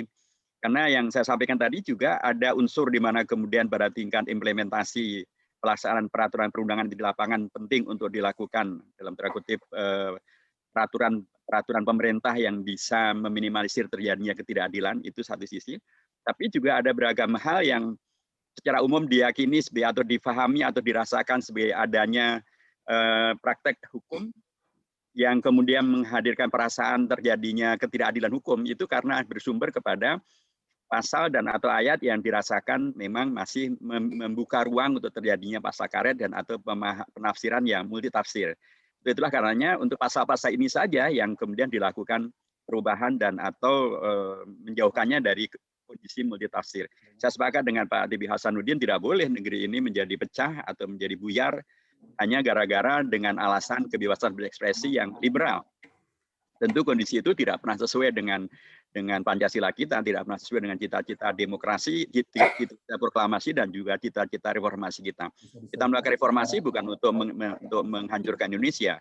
Demikian juga ketika kita sepakat dengan Pancasila dan Undang-Undang Dasar 45, ya harusnya itu betul-betul terimplementasikan di dalam seluruh peraturan perundangan, baik di tingkat undang-undang sampai pada tingkat pelaksanaannya, apakah melalui peraturan pemerintah dan lain sebagainya. Jadi menurut saya antara revisi dengan pemberian peraturan pemerintah tadi bukan dua hal yang kontradiktif, tapi dua hal yang bisa saling menguatkan supaya tujuan akhir daripada kegiatan untuk melakukan revisi yang sesungguhnya kan dimulai dengan pernyataan Pak Presiden Jokowi ketika beliau menyampaikan bahwa beliau akan mengajak DPR untuk melakukan perubahan terhadap Undang-Undang ITE bila kemudian dirasakan bahwa Undang-Undang ITE ini tidak menghadirkan keadilan publik yang secara meluas. Nah, keinginan beliau itu menurut saya bisa dicapai dengan dua pendekatan tadi, dua pendekatan secara sekaligus ya. Ada yang perlu direvisi, ya, pasal-pasalnya yang mana, sebagian telah disampaikan, dan ada yang kemudian sumbernya adalah pada pelaksanaan di lapangannya. Itulah karenanya perlu ada peraturan pemerintah supaya di lapangan pun betul-betul tidak melakukan sesuatu yang dikhawatirkan atau dikeluhkan di publik terkait dengan terjadinya abuse of power, terjadinya kondisi tidak equality before the law, dan sebagainya. Terima kasih, Pak. Baik, saya boleh menambahkan apa yang disampaikan oleh Ustaz. Silakan, Pak. Saya. Ya, baik. Saya sependapat dengan beliau, pendapat beliau Pak Ustaz Hidayat itu, ya, bahwa penegak hukum itu ada 3 prasyarat. Ya, yang pertama tak partisan, non partisan, itu yang pertama. Yang kedua harus jujur, dan yang ketiga adil. Ini perlu dipenuhi, ya. Saya akan contohkan kasus Pak Pigai dengan Pak Permadi Arya. Ya, itu kasus besar kalau menurut hemat saya, tetapi bisa dimediasi. Ya, mengapa kasus-kasus yang lain tidak bisa dimediasi? Ada apa? Begitu. Sehingga timbul riuh rendah dan ada kesan orang merasa dikriminalisasi. Jadi kalau menurut hemat saya jangan melihat undang-undang yang sepihak ini, tetapi bagaimana mengaplikasikan istilah, ya. Pasal karet itu sebetulnya tidak ada. Pasal itu dogma ada di dalam ayat-ayat, ya. Yang karet itu adalah di pemeriksaan, yang karet itu adalah di penyelidikan, di penyidikan. Itu saya kira. Jadi saya kira mari kita benahi ini pada hilirnya. Saya kira itu saja. Terima kasih. Baik, terima kasih Bapak TB Hasanuddin. Bapak Ibu sekalian yang saya hormati, atas dua pertanyaan tadi dari Pak Arief Mulyawan maupun Bapak Roberia, saya tidak menutup kemungkinan Pak Aziz Samsudin mungkin juga ingin memberikan tanggapan. Saya mempersilakan Pak Aziz, kalau masih bergabung dengan kami di sini. Oh, sudah tidak bergabung lagi. Baik, karena Pak Aziz sudah tidak bergabung lagi dengan kami, mungkin ada keperluan lain yang lebih penting. Kami ucapkan terima kasih kepada Bapak Aziz. Bapak Ibu sekalian yang saya hormati, saya masih membuka. Silakan, Pak. Oh, silakan Pak Hidayat. Ya, ini kalau di DPR kita biasa sambut bersambut, Pak, saling dukung dan saling menguatkan. Jadi saya sepakat yang disampaikan oleh dia itu ketua kami, Pak, waktu kami di Komisi 1 ya, Pak TB Hasanuddin adalah salah satu pimpinan. Jadi saya dulu juga di Komisi 1 atau ya, dan kemudian lamalah dengan beliau juga. Jadi secara prinsip saya menggarisbawahi yang beliau sampaikan tadi, catatan-catatan di lapangan tadi, itulah yang kemudian penting untuk juga diperbaiki, jadi perhatian besar, supaya tidak terjadi apa yang dikesankan adanya pasal karet, memang kemudian betul-betul menjadi pasal karet. Karena di tingkat implementasinya, apa yang beliau, saya tidak katakan fatwakan, ya, tapi beliau ingatkan tentang 3 kategori penegak hukum tadi, yang diantaranya adalah tidak partisan dan lain sebagainya, itu betul-betul dan jujur dan adil, itu betul-betul penting untuk bagaimana itu dipastikan dan dikuatkan gitu. Tentu saja kriteria-kriteria operasional di lapangan ini ya sudah melampaui daripada ketentuan yang ada di undang-undang, karena undang-undang kan harusnya sudah selesai itu.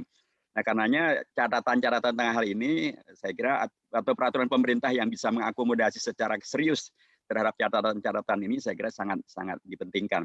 Adapun terkait dengan revisi, ya bisa dikaji saja secara objektif tentang pasal-pasal yang kemudian ya tadi menimbulkan beragam penafsiran yang berbeda-beda, yang sebagiannya menyebutnya dengan istilah multitafsir, ada yang menyebutnya dengan pasal karet, tapi yang jelas saya sepakat bahwa mestinya undang-undang itu tidak kemudian membuka ruang terjadinya multitafsir yang mengakibatkan bisa terjadinya masalah di tingkat lapangan. Baik, terima kasih Pak Hidayat Nur Wahid. Bapak Ibu sekalian yang saya hormati, saya kembali mempersilakan kepada mungkin anggota subtim 2 ya, yang ingin menyampaikan pendalamannya barangkali. Pak Ketua, boleh saya silakan Prof. Ahmad Ramli, setelah itu Bu Pungki. Terima kasih Pak Pimpinan. Yang sangat saya hormati Pak TB Hasanuddin dan kemudian Pak Ustadz Hidayat Nur Wahid. Apa yang disampaikan menurut kami adalah hal-hal yang sangat jernih, ya, yang menjadi bagian penting dari pembahasan ini. Barangkali saya hanya ingin memberikan beberapa tambahan atau masukan bahwa teknologi informasi dan komunikasi ini berkembang demikian pesat dari waktu ke waktu. Ya, jadi kita bisa melihatnya dari perkembangan platform. Ya, dan saya yang menangani sisi dari telekomunikasi di Kominfo ini paham betul perubahan-perubahan demikian cepat. Yang tadinya komunikasi itu cukup voice, kemudian SMS, sekarang platform, ya, dan kemudian terus berkembang. Platform itu pun berkembang terus. Jadi saya nggak tahu WhatsApp itu akan bertahan sampai kapan.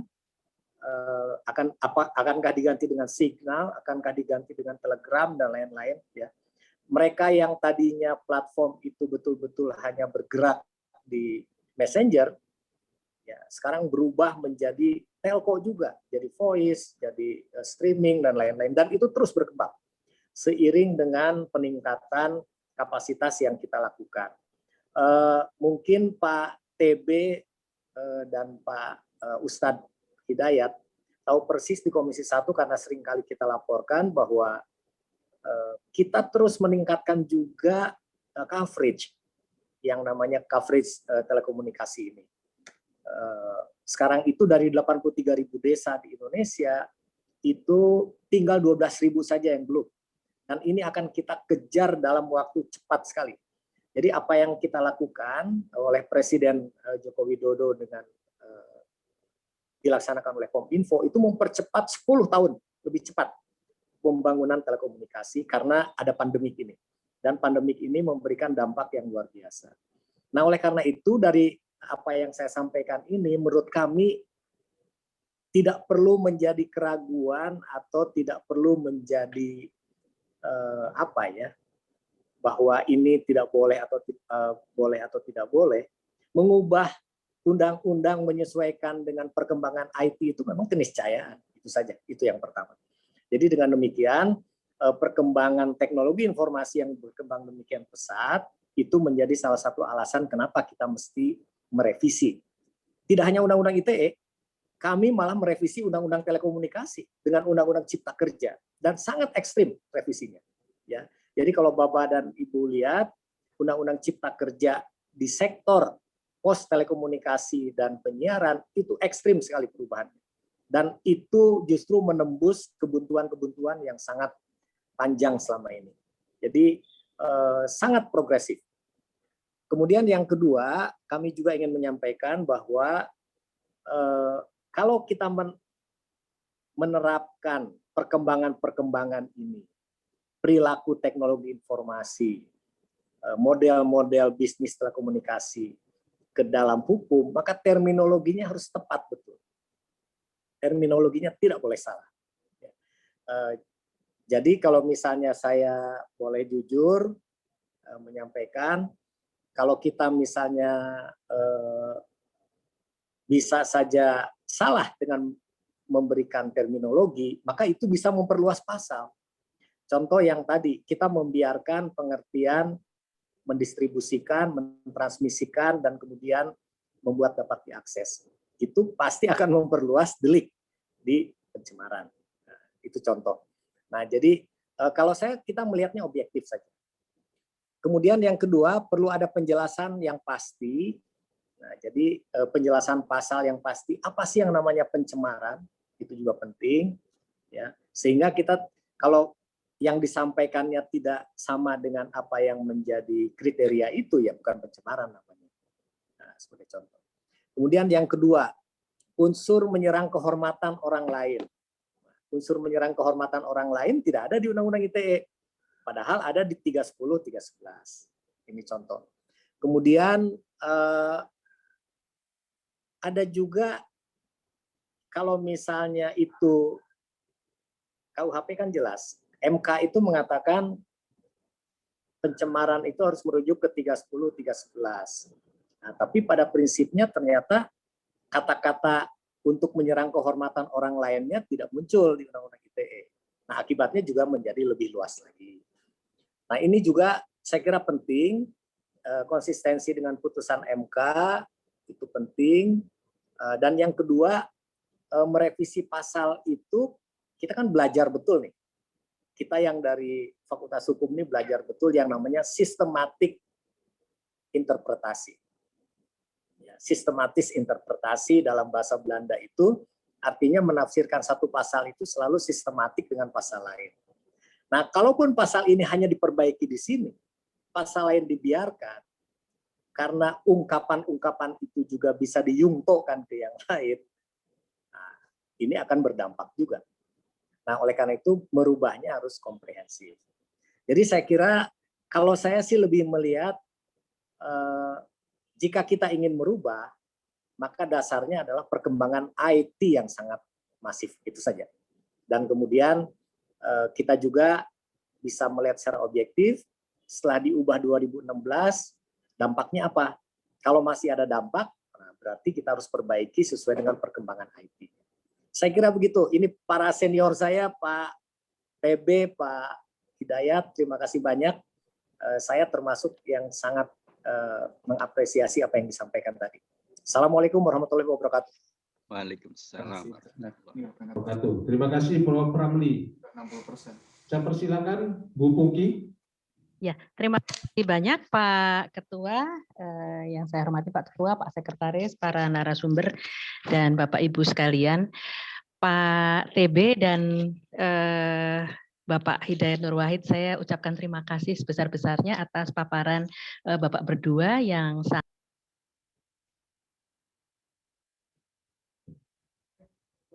Kepencet Bu Pungki, suaranya. Mohon maaf sempat kepencet, mohon maaf. Untuk pertanyaan saya, mohon pandangan dari Bapak berdua terkait dengan masukan-masukan yang sudah diberikan oleh para narasumber dari Focus Group Discussion yang terdahulu, termasuk juga masukan-masukan terkait misalnya pandangan bahwa Undang-Undang ITE untuk tidak dijadikan tumpuan, sehingga perlu dibuat undang-undang lain yang bisa menangani secara spesifik, seperti misalnya undang-undang terkait dengan media sosial atau undang-undang terkait dengan platform, kemudian undang-undang terkait dengan perlindungan data pribadi, tindak pidana cyber, RUU KUHP dan sebagainya, agar dimasukkan materi-materi terkait dengan ITE. Nah, kemudian kemarin juga kami mendapat masukan dari Komnas Perempuan terkait dengan pembuatan RUU penghapusan kekerasan seksual. Komnas Perempuan juga berencana akan memasukkan pasal-pasal yang terkait dengan misalnya kejahatan seksual agar pelakunya dihukum berat. Ya, kejahatan seksual yang menggunakan sarana ITE maka akan dimintakan hukuman berat. Nah, mohon pandangan dari Bapak-bapak sekalian, apakah dimungkinkan adanya undang-undang yang lain yang mungkin bisa memperkuat kaitannya dengan pasal-pasal atau aturan-aturan yang lebih spesifik, terutama terkait dengan platform. Karena di Indonesia masih belum ada aturan-aturan untuk platform itu. Nah, kalau di luar negeri misalnya dibandingkan misalnya dengan di Jerman, platformnya itu yang juga harus bertanggung jawab terhadap konten-konten yang ada. Nah, mohon masukan dari Bapak-bapak sekalian. Nah, kemudian kedua, terkait juga dengan edukasi pada publik, edukasi pada masyarakat. Nah, usulan dari Bapak-bapak sekalian, apakah edukasi ini perlu dimasukkan ke dalam Undang-Undang ITE, which is ini nanti akan menjadi semacam revisi, tetapi kalau misalnya hanya dibuat misalnya katakan pedoman, ataukah dibuat berdasarkan PP, nah mana yang lebih baik? Kami mohon masukan dari Bapak-bapak sekalian. Terima kasih banyak atas perhatiannya. Saya kembalikan pada Pak Ketua. Terima kasih, Bapak. Terima kasih Ibu Pungki. Dua pertanyaan tertuju pada Pak Hidayat Nur Wahid dan Bapak Tubagus. Untuk kesempatan pertama saya Pak Hidayat dulu. Baik, terima kasih Prof. Ramli dan Bu Pungki. Untuk Prof. Ramli, saya kira kita semuanya sepakat ya, harusnya memang Undang-Undang ITE itu ya lebih kepada terkait dengan teknologi informasinya begitu. Jangan kemudian sekarang malah besarannya lebih kepada delik aduan terkait dengan masa pencemaran nama baik yang kemudian ada sebutan kriminalisasi dan lain sebagainya. Jadi saya kira apa yang beliau sampaikan tadi sangat mengena gitu ya, dan karenanya beragam hal yang terkait dengan itu yang kemudian bisa memunculkan masalah-masalah hukum ya saya kira tetap saja harus juga diselesaikan karena ya begitulah realita hukumnya, dan beragam kemudian aturan untuk kemudian bisa menjawab daripada perkembangan teknologi informasi, perkembangan kejahatan publik dan lain sebagainya juga tetap harus diantisipasi. Bu Pungki, terima kasih untuk beragam masukannya juga ya. Secara prinsip tentu kita sepakat bahwa undang-undang yang akan dibuat itu betul-betul memang menjadi jawaban atas beragam permasalahan-permasalahan yang ada. Tinggal lagi diklasifikasi apakah memang dia sudah terakomodasi di dalam undang-undang yang ada atau memang sama sekali masih baru. Kalau memang kemudian ternyata normanya sama sekali masih baru dan terlalu banyak hal yang harus diatur, ya memang wajarnya dibuat satu undang-undang yang baru. Tetapi kalau dia memang masih bisa disisipkan ke dalam undang-undang yang ada, maka ya penyisipan dengan revisi itu suatu hal yang lebih dimungkinkan. So kadang-kadang ketika kemudian ada satu undang-undang yang baru dan kemudian undang-undang yang lama masih eksis, seringkali kemudian terjadi apakah tumpang tindih dan atau apakah kondisi di mana kemudian kedua-duanya tidak maksimal dilaksanakan di tingkat lapangan. Jadi menurut saya perlu dilakukan kajian saja pada beragam isu yang tadi beliau disampaikan tentang undang-undang untuk yang kaitan dengan masalah medsos, kaitan dengan masalah platform, data pribadi, cyber dan lain sebagainya. Sekalipun kami di kawan-kawan kami di Komisi 1 dari PKS juga selalu mendukung agar undang-undang tentang data pribadi itu segera bisa dituntaskan karena itu menjadi bagian daripada yang juga amat sangat dipentingkan. Dan terkait dengan masalah edukasi tadi itu pasti sangat dipentingkan ya, dan tadi sudah disampaikan juga oleh Pak Tb Hasanuddin dan juga oleh Prof. Ramli juga, bahwa kadang-kadang permasalahannya adalah tentang bagaimana praktek berhukum itu di tingkat lapangan. Karenanya edukasi selain juga dipentingkan masuk ke dalam ketentuan perundangan, apakah nanti masuk dalam revisi atau masuk di dalam peraturan pemerintah, itu juga penting untuk kemudian menyentuh terkait dengan edukasi kepada para penegak hukum ya. Supaya dengan demikian maka para penegak hukum betul-betul satu nafas dengan negara, satu nafas dengan Undang-Undang Dasar, dengan Pancasila untuk betul menghadirkan hukum yang berkeadilan, hukum yang sisi begitu ya. Supaya dengan cara itu maka hadirlah harapan kita realisasi daripada Indonesia sebagai negara hukum. Saya kira demikian Pak, terima kasih. Baik, terima kasih Pak Hidayat Nur Wahid. Selanjutnya saya persilakan Pak Tb Hasanuddin. Baik, terima kasih dua penanya. Saya segan sebetulnya ini. Beliau-beliau ini saya kenal baik. Prof. Ramli guru saya secara akademis ya. Kemudian Mbak Pungki juga sohib saya sejak dulu nih pada saat masih di Imparsial ya. Kami sering banyak diskusi. Yang pertama Prof. Ramli ya, saya memberikan rasa hormat dan apresiasi pada Kominfo ya, karena sekarang ini sudah ada program literasi digital dan kemudian ini sedang terus digerakkan. Misalnya saja dalam catatan kami penetrasi internet itu ke desa-desa sudah 60%. Nah, tentu mohon dengan segala hormat itu juga ada sosialisasi ya, dari ITE ini atau undang-undang ITE ini. Juga ada edukasi yang tadi disampaikan oleh Mbak Pungki ya dalam literasi digital, dan ini menjadi program nasional Kominfo. Nah, mohon itu digelindingkan ya. Sebagai contoh saja kurangnya sosialisasi soal WAG ya, WA group saja. WA group itu kan sifat dan karakternya kan tertutup.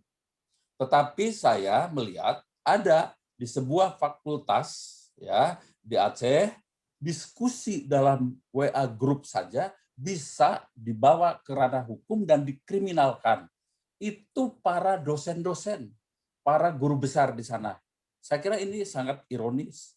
Apalagi kalau kemudian menggunakan pasal 27 ayat 3, 28 ayat 2 itu dihubungkan dengan Undang-Undang Nomor 1 tahun 46, terlalu jauh soal makar. Bayangkan saja. Nah, ini perlu sosialisasi bukan hanya kepada masyarakat, tetapi juga kepada penegak hukum. Itu saya kira. Dan sekali lagi, ya teruskan penetrasi internet itu ke desa-desa sudah 60%, kalau bisa sampai 90 dan 100%, sehingga masyarakat awam itu betul-betul merasakan nikmatnya dan manfaat dari teknologi ini. Ya.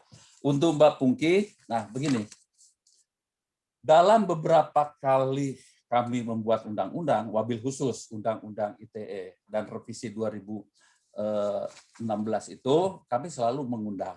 Ya, bahkan kami keluar, kemudian melaksanakan FGD, atau kami mengundang, ya. Kemudian hasilnya setelah menjadi undang-undang ada yang pro dan kontra. Saya kira itu wajar saja di era demokrasi. Yang kontra bahkan membawanya ke MK. Ya, undang-undang ITE ini sudah dibawa ke MK tak kurang dari 2 kali. Tetapi MK menyatakan bahwa tak ada masalah, tidak bertentangan dengan undang-undang dasar atau undang-undang yang lainnya. Jadi ya baik-baik saja. Nah, kalau untuk perlunya undang-undang penunjang yang lain, ya kami sedang memproses RUU PDP misalnya, itu ya, perlindungan data pribadi. Bahkan kami sedang menuju proses keamanan cyber.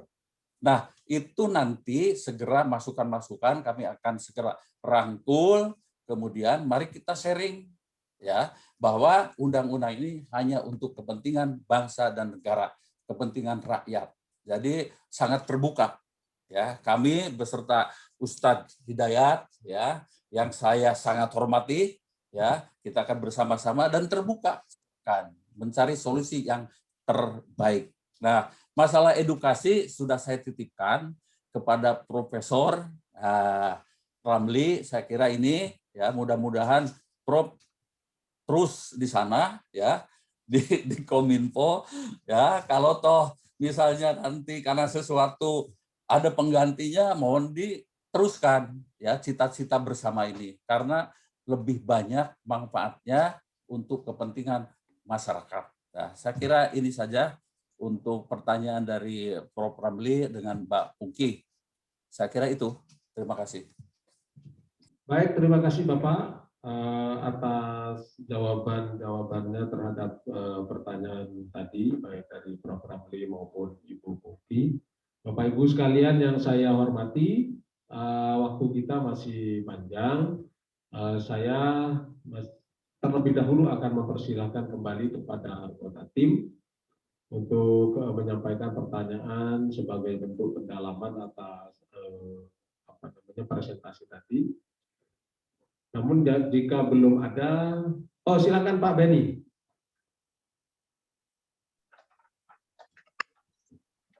Assalamualaikum warahmatullahi wabarakatuh. Assalamualaikum. Yang terhormat Bapak Ketua dan Sekretaris, yang terhormat senior saya, Jenderal Tubagus Hasanuddin, dan tentunya yang terhormat Dr. Hidayat Nur Wahid, serta seluruh anggota tim. Rasanya rugi kalau tidak ikut urun rebuk di forum yang sangat terhormat ini. Kami sangat mengapresiasi di tengah kesibukan beliau-beliau berkenan menjadi narasumber. Dan masukannya sangat bagus. Kami ingin sampaikan bahwa di samping kami anggota tim 1 yang diberi tugas menyusun pedoman, hari-hari kami di Kompolnas. Jadi kami menyerap keluhan masyarakat. Ada orang yang dilaporkan di 3 Polres, padahal kasusnya 1, dan sebagainya, dan sebagainya. Nah, kami mengapresiasi karena Kapolri begitu dilantik langsung mengeluarkan surat edaran, Kabar Eskrim mengeluarkan surat telegram, yang pada intinya sesungguhnya kalau kami melihat untuk mengantisipasi banyaknya laporan, kemudian jangan petugas salah merespon atau meresponnya tidak tepat. Jadi ada semacam filter. Jadi setiap laporan yang masuk itu harus dikonsultasikan dulu dengan Bareskrim yang pakarnya. Karena kalau tidak, tingkat Polres, tingkat Polda, itu jujur saja kompetensinya tidak selevel dengan yang di Bareskrim atau yang di Polda Metro. Nah, di situ juga diupayakan bagaimana langkah awal adalah mediasi kedua belah pihak untuk dikomunikasikan sehingga nanti kalau clear, laporan tidak lanjut. Jadi sampai dengan meningkatkan ke penyidikan, itu harus gelar perkara dulu dengan Bareskrim, meskipun secara virtual. Baru penetapan tersangka pun juga harus gelar dengan Bareskrim. Inilah upaya Pak Kapolri yang baru, dan diharapkan ini akan bisa meminimalisir kegaduhan yang nantinya karena salah langkah dari aparat. Nah, kami mohon masukan dalam rangka menyusun pedoman ini, apakah diperlukan semacam kalau di narkoba itu ada tim asesmen terpadu. Jadi kalau orang ditangkap, diduga penyalahguna, maka di situ akan diperiksa oleh tim asesmen terdiri dari dokter, psikolog, psikiater, pakar hukum, dan penyidik. Baru nanti diputuskan, wah ini penyalahguna, wah ini masuk pengedar. Nah, apakah dalam konteks ini perlu ada semacam tim seperti itu, sehingga betul-betul nanti bisa mengkaji secara objektif dan mendalam, karena tadi senior kami sudah menyampaikan batasan-batasan tentang pencemaran nama baik itu sangat relatif dan itu masing-masing orang, kemudian asal-usul etnis, suku, dan sebagainya berbeda. Kemarin bahkan salah satu narasumber mencontohkan begini, kalau kita ke Surabaya, sapaan pertama itu dengan kata danjo. Buat orang Surabaya itu sapaan akrab. Tapi buat orang yang di luar Surabaya, di luar Bumbungki lah ya, karena beliau dari Surabaya, mungkin lain reaksinya. Nah inilah upaya-upaya yang sedang dilakukan, dan kami tentunya mohon dukungan ketika nanti menyusun pedoman, kiranya nanti yang implementatif, kemudian bisa diterima oleh publik, sehingga nanti bisa meminimalisir kegaduhan, dan yang jelas kita bisa menjadi korban ketika rame gaduh di medsos, ujung-ujungnya ketika ditangkap orangnya hanya mengatakan satu kalimat, maaf saya khilaf, saya nggak tahu kalau itu salah. Dan kita energi sudah terkuras selama berminggu-minggu. Nah, selanjutnya kami mohon masukan dan dukungan dari tentunya senior kami, Pak TB Hasanuddin dan Dr. Hidayat Nur Wahid. Terima kasih. Wassalamualaikum warahmatullahi wabarakatuh. Baik, terima kasih Pak Beni Mamoto. Untuk berikutnya saya mempersilakan Pak Ketua Tim. Ada beberapa hal yang ingin ditanyakan. Silakan Pak.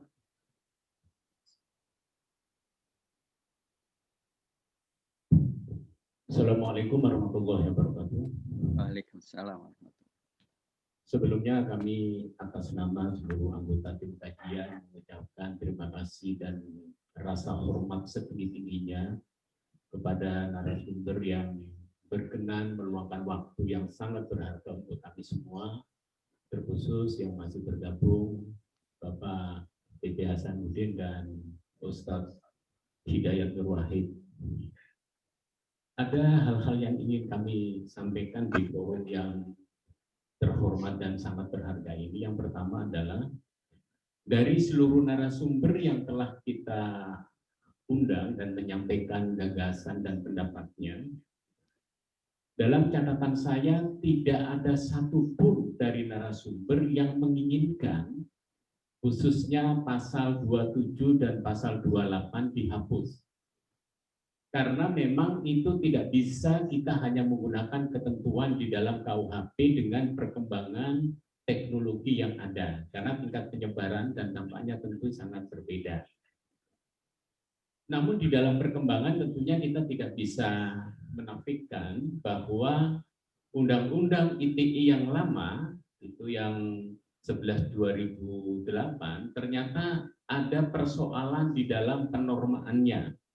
Dan itu dikoreksi oleh Mahkamah Konstitusi, dan Mahkamah Konstitusi berpendapat bahwa khusus untuk pasal 27 ayat 3 Undang-Undang ITE itu tidak dapat dipisahkan dari norma yang ada di pasal 310 dan 311 KUHP.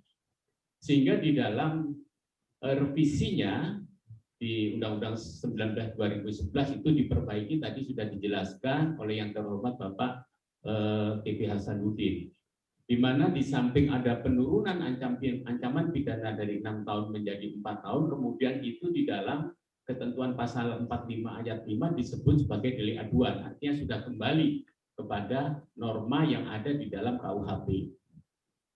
Kemudian di bagian penjelasan di undang-undang yang baru 19/2016 dikatakan bahwa ketentuan yang mengatur tentang pencemaran nama baik atau fitnah itu mengacu ke dalam KUHP. Demikian juga dengan ketentuan yang mengatur pemerasan dan pengancaman mengatur di dalam KUHP. Dua hal itu diatur di bagian penjelasan. Saya mohon tanggapan kepada yang terhormat Bapak TB Hasanuddin maupun Bapak Hidayat Nur Wahid. Apakah sudah cukup pengaturan itu ada di bagian penjelasan? Kalau kita mengacu di dalam ketentuan pasal 310, 311 ada beberapa hal lain, misalnya tentang penghapusan pemidanaan, itu bisa dilakukan dalam situasi untuk kepentingan umum maupun untuk melakukan pembelaan diri. Kemudian yang kedua, kami juga mohon tanggapan, seringkali di dalam implementasinya, aparat penegak hukum selalu menyandingkan antara pasal 27 ayat 3 yang terkait dengan pencemaran atau penghinaan dengan ujaran kebencian yang berhubungan dengan sara yang diatur di pasal 28 ayat 2. Nah, persoalannya adalah bahwa di 28 ayat 2 ini yang terkait dengan ujaran kebencian yang terkait dengan sara, itu juga bisa ditujukan kepada individu, bukan hanya kelompok. Saya mohon tanggapan pada yang terhormat Bapak TB Hasanuddin khususnya, apakah memang pada saat ada tindak pidana yang terkait dengan ujaran kebencian yang berhubungan dengan sara, ini bisa ditujukan kepada individu, ataukah ujaran kebencian yang terkait dengan sara ini mestinya hanya ditujukan kepada kelompok? Hal inilah yang di dalam implementasi sering disandingkan. Kalau misalnya 27 ayat 3 di undang-undang yang baru diturunkan dari 6 tahun menjadi 4 tahun, itu ternyata juga masih bisa ditahan. Kenapa? Karena selalu dipasangkan dengan 28 ayat 2. Karena di dalam 28 ayat 2 ada unsur individunya. Jadi mohon kami dapat pencerahan dari yang terhormat Bapak TB Hasanuddin maupun Ustadz Hidayat Nur Wahid. Terima kasih Bapak. Baik, terima kasih Bapak Ketua, Bapak Sugeng Purnomo. Pertanyaannya tertuju kepada dua narasumber. Saya persilakan Pak untuk menjawab pertanyaan-pertanyaan tadi. Saya terlebih dahulu ke Pak TB Hasanuddin. Baik, terima kasih. Ada dua penanya. Yang pertama Pak Beni, salam hormat Pak Beni, ya ketemu lagi. Biasanya suka sambil ngopi bareng, ya berdiskusi. Ya, jadi menurut hemat saya, Kapolri yang baru, ya bahkan Bareskrim, ya struktur organisasi polisi sekarang sudah lebih maju. Di Reskrim itu ada Direktorat Tindak Pidana Cyber, ya, dan saya kira ini salah satu fungsinya. Nah, kalau hemat saya, ya direktorat ini bisa dilengkapi dengan ya para pakar di dalamnya, yang untuk pada saat gelar perkara mendiskusikan. Misalnya kata Janco, Boneancu misalnya begitu kalau di Jawa Tengah, ya itu mungkin bisa didiskusikan dengan pakar budayawan setempat, begitu ya, sehingga nanti apakah ini termasuk di dalam pasal-pasal penghinaan atau tidak itu bisa disimpulkan di dalam itu, dan ini menuju kepada proses ya pengurangan pada wujud dari tindak pidana itu atau mungkin ada kesan kriminalisasi. Nah, jadi menurut hemat saya itu saja ya, sudah ada Direktorat Tindak Pidana Cyber dan kemudian nanti dilengkapi saja. Bahkan mungkin nanti ada tindakan pidana cyber yang lain yang ada korelasinya dengan keamanan cyber, maka direktorat ini akan lebih lagi banyak fungsi dan tugasnya. Mohon, ini saran saja dari saya, Pak Beni. Kemudian untuk Bapak Ketua Tim, ya saya jujur bukan pakar hukum pidana, ya saya harus akui bahwa saya ikut berserta yang lain, termasuk Pak Ustadz Hidayat Nur Wahid, ya, itu menjadi pembuat undang-undang, ya begitu. Tapi kami meminta para pendapat pakar hukum waktu itu, ya, dan kajian-kajian hukum. dan kemudian menyatakan inilah narasi yang terbaik saat itu. Narasi yang terbaik saat itu, ya. Dan kemudian juga ada yang menguji ke MK. Nah, itu tidak ada masalah.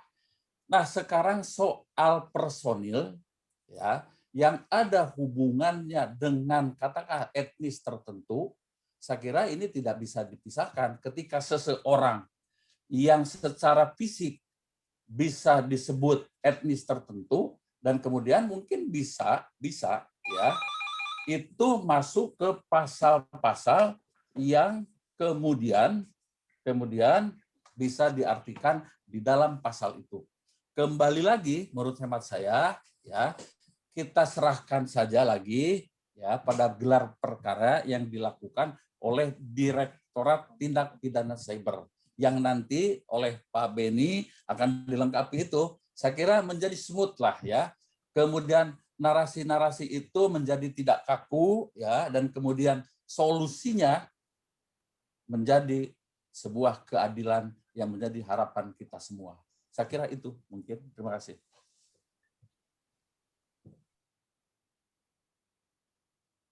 Telah menjawab dua penanya dari Pak Beni maupun Pak Sugeng Purnomo. Selanjutnya Pak Hidayat. Silakan Pak. Ya, baik. Terima kasih Pak Beni Mamoto dan Pak Dr. Sugeng Purnomo. Dan saya juga harus mengingatkan seperti yang disampaikan oleh Pak Tubagus Hasanuddin bahwa kami ini bukan ahli hukum pidana atau ahli hukum perdata. Kami di DPR adalah membuat regulasi, membuat aturan perundangan. Tentu dalam proses itu kami juga mengundang para pakar dari beragam keahlian sesuai dengan bidang yang kami inginkan atau kami sedang bahas. Karenanya detail-detail terkait dengan masalah pasal-pasal, hubungan dengan pasal yang lain dan pemberlakuannya, saya kira akan lebih tepat kalau itu nanti didialogkan, didiskusikan dengan para pakar yang ahli dalam bidang hukum yang sangat terkait.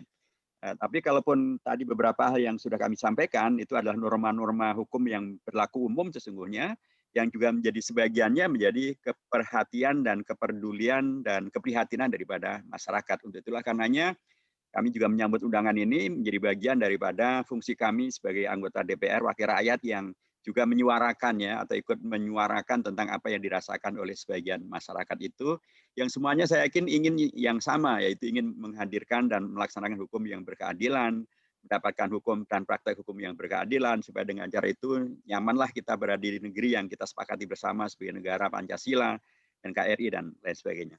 Itu Pak Beni Mamoto, saya kira secara umum Bapak itu bila kemudian deliknya itu sudah sangat jelas gitu ya, tentunya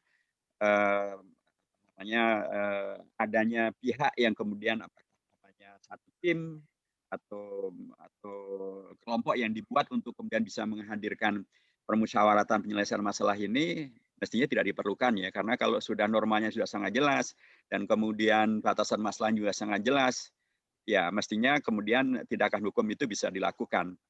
Karena khawatirnya adanya permasalahan utamanya adalah justru kepada pemaknaan norma yang tadi yang masih bisa dimaknakan sebagai multitafsir dan atau perilaku penegak hukum di lapangan yang juga lagi-lagi multitafsir. Itu yang saya kira permasalahan mendasarnya ada di sana.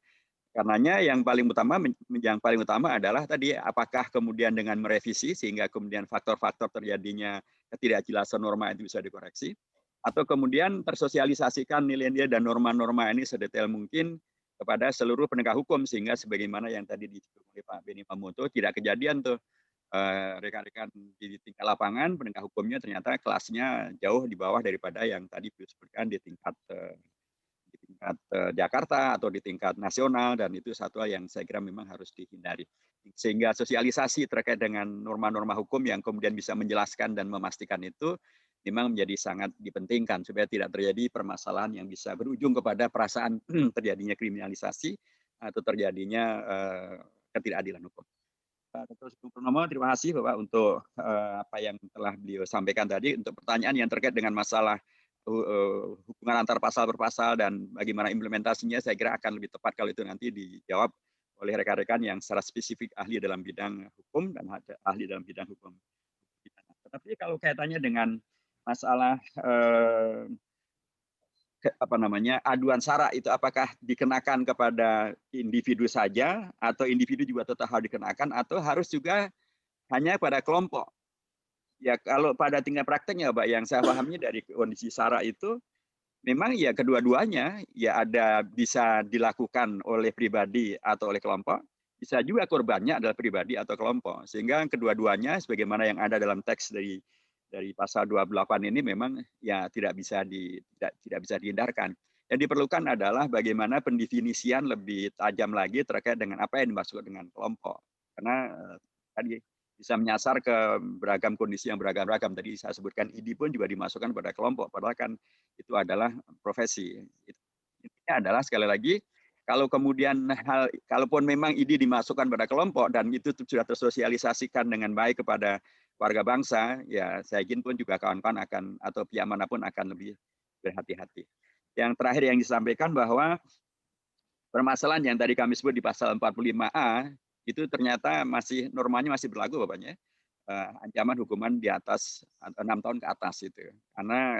Karenanya kami mengusulkan agar norma ini juga penting untuk dipertimbangkan, untuk dikoreksi sebagaimana norma yang lain sehingga penghukumannya juga di bawah 5 tahun supaya kemudian bisa menghadirkan sekali lagi menghilangkan rasa dilakukan tindakan represi kepada para aktivis, ada orang-orang yang kemudian sesungguhnya keinginannya adalah melakukan tindakan kritik, tapi kemudian diberlakukan pasal 45A sehingga kemudian mereka dengan cepat bisa ditahan karena tuntutannya di atas 6 tahun. Kalau itu kemudian bisa dikoreksi seperti pasal yang lain menghadirkan ketentuan penghukuman di bawah 5 tahun dan deliknya adalah delik aduan, saya kira permasalahannya juga akan kemudian mengkoreksi sebagian daripada yang dikeluhkan oleh masyarakat terhubung dengan ketidakadilan hukum dan atau perasaan ketidakadilan yang tadi di depan saya sampaikan Pak Jokowi sangat concern untuk hadirnya keadilan hukum bagi seluruh rakyat Indonesia.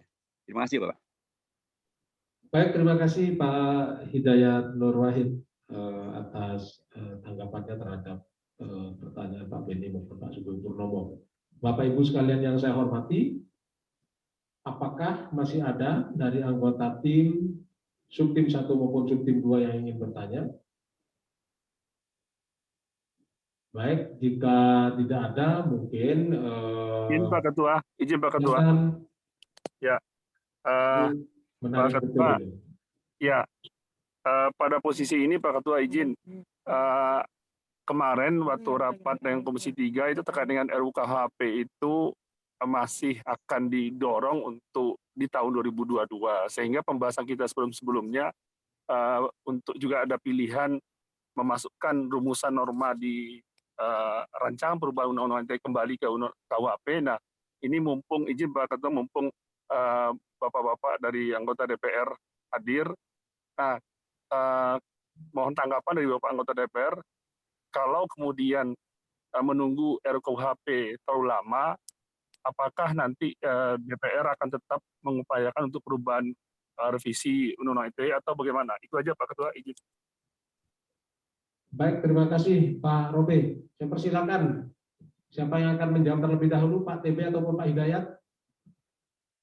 Silakan Pak Hidayat. Ada Pak Aziz Samsudin, beliau paling pas untuk menjawab nih Pak. Oh, silakan Pak TB. Pak Aziz ada? Pak Aziz tidak ada. Ini mestinya memang yang lebih pas menjawab Pak Aziz karena beliau yang Komisi 3. Ini hemat saya. Tapi kan kalau di DPR itu ada musyawarah untuk mufakat ya. Tapi menurut hemat saya pribadi, kita melihat dari struktur pembentukannya saja dulu ya. Karena kalau kita tergesa-gesa mengacu kepada sesuatu yang belum jadi, jangan-jangan nanti ada perubahan situasi, kemudian yang lahir itu tidak klop dengan revisi kita. Jadi menurut hemat saya, ya acuannya nanti saja kalau sudah jadi seperti apa revisi KUHP itu, baru setelah yakin diresmikan dan tidak ada masalah baru kita jadikan acuan. Kalau sekarang mengacu kepada sesuatu yang belum lahir, itu yang lahir itu anak laki-laki atau anak perempuan. Nah, itu nanti bisa repot. Ya. Saya kira itu saja. Ini logika normal saya saja. Terima kasih. Pak Hidayat masih akan memberikan tanggapan? Ya, jadi memang yang paling tepat memang kan Pak Aziz Samsudin, selain beliau Wakil Ketua DPR yang membidangi hukum, juga adalah rekan-rekan Komisi 3. Karena pembahasan terkait dengan ini di Komisi 3 atau rekan-rekan dari Balek. Tetapi menurut saya sih secara umum ya, kalau kemudian melihat kepada apa yang menjadi concern daripada Presiden, sampai Pak Presiden Jokowi menyampaikan pernyataan terbukanya, dan kemudian disambut dengan antusias di tingkat publik, dan kemudian di Menko Polhukam kemudian membuat tim untuk kemudian melakukan kajian ini, menurut saya ini permasalahan yang harusnya bisa dipercepat gitu ya. Dan mempercepatnya bukan berarti mengabaikan apa yang tadi disampaikan oleh Pak TB Hasanuddin. Tentu saja tidak asal cepat dan kemudian menghadirkan anak yang salah gitu, atau kemudian menghadirkan produk yang salah. Tentu para pakar yang sekarang sudah berada di sini dan para tim yang luar biasa hebat-hebat yang sudah tampil di sini tentu sudah sangat mempertimbangkan bagaimana agar kemudian produk hukum yang diharapkan di Pak Jokowi itu bisa hadir dan kehadirannya tidak salah kejadian gitu ya, tapi betul-betul menjawab daripada permasalahan yang sekarang ini dirasakan oleh masyarakat atau dirasakan oleh sebagian masyarakat. Jadi kalau saya boleh mengusulkan ya hendaknya ini bisa dalam tanda kutip bisa dipercepat gitu ya, sehingga kemudian bisa memberikan jawaban dan sekaligus menghilangkan kesalahpahaman terhadap Pak Jokowi. Kan ketika beliau menyampaikan pernyataan itu kan publik memahaminya ini akan segera gitu. Dan merujuk kepada dua pengalaman bagaimana pemerintah bisa dengan sangat cepat gitu dengan DPR untuk tadi Perpu pun bisa cepat bisa diselesaikan, Perpu nomor 1 2020 bisa cepat selesai, bahkan rancangan undang-undang Omnibus Law Cipta Kerja yang demikian sangat besar dan amat sangat sebagiannya sangat radikal perubahannya disampaikan Prof. Ramli itu bisa dikerjakan, apalagi cuman merevisi beberapa pasal saja, itu kan relatif sekalipun terkait dengan pasal-pasal yang lain.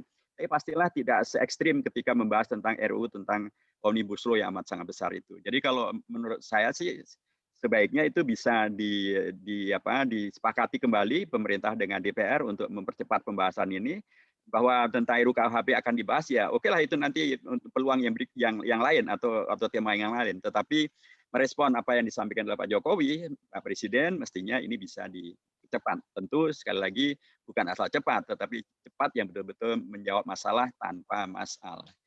Saya kira demikian Bapak, dan saya juga mohon maaf akan juga segera pamit karena saya harus ada di acara yang lainnya. Terima kasih. Matur nuwun. Assalamualaikum warahmatullahi wabarakatuh.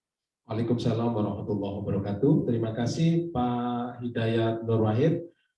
Bapak Ibu sekalian yang saya hormati, mungkin akan lebih bijaksana kalau diskusi atau FGD pada kesempatan pagi sampai siang ini kita akhiri dulu.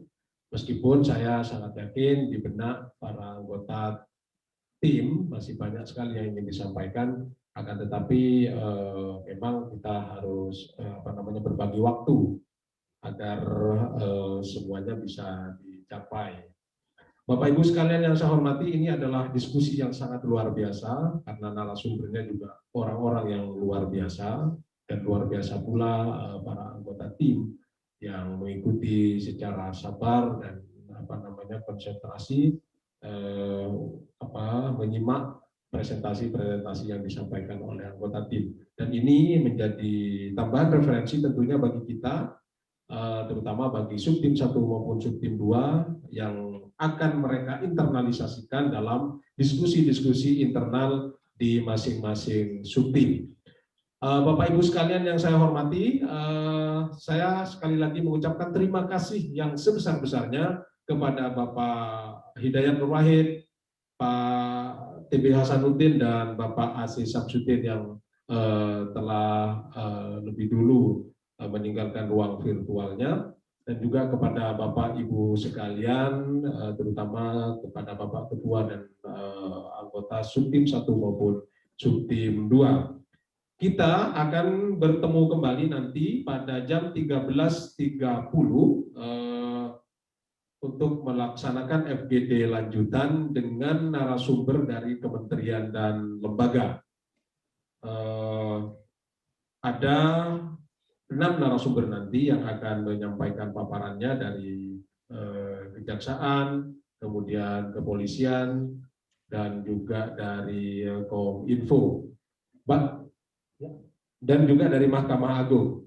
Baik, Bapak Ibu sekalian yang saya hormati, saya kira diskusi ini sudah bisa kita akhiri.